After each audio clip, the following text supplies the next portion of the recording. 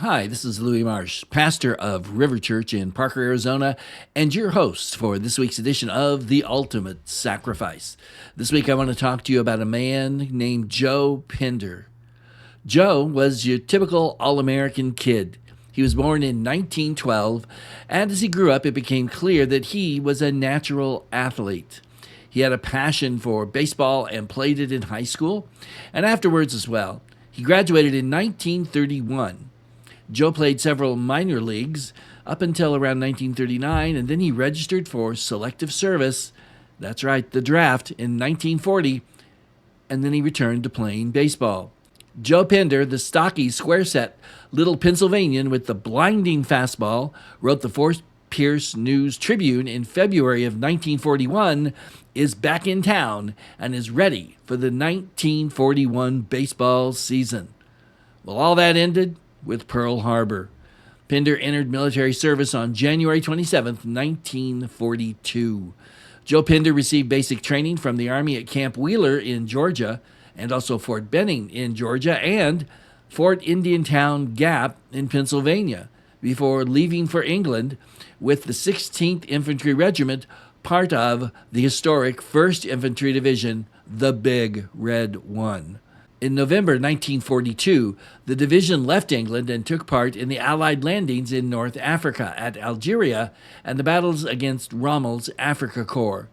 Then he took part in the landings on Gela in Sicily, slogging through the island's mountains where some of the heaviest fighting of the Sicilian campaign took place.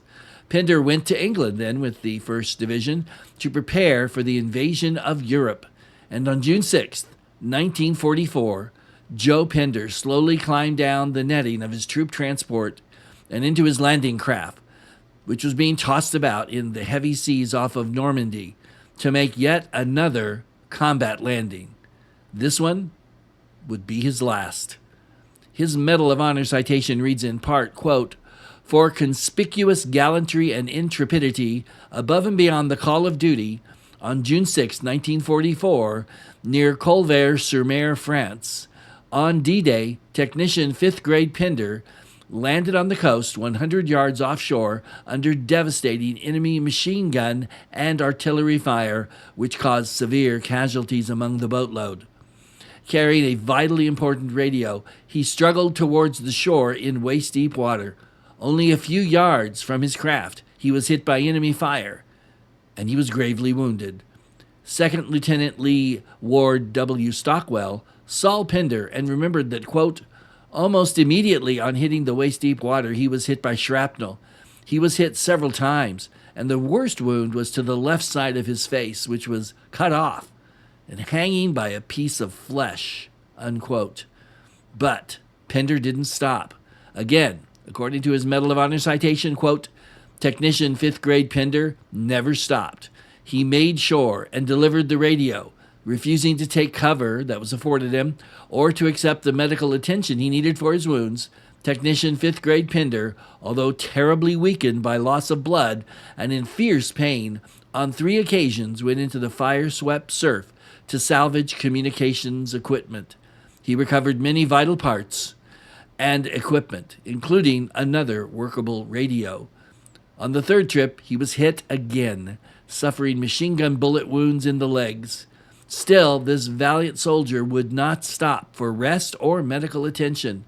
Remaining exposed to heavy enemy fire, growing steadily weaker, he aided in establishing the vital radio communications on the beach. While so engaged, this dauntless soldier was hit for the 3rd time and killed.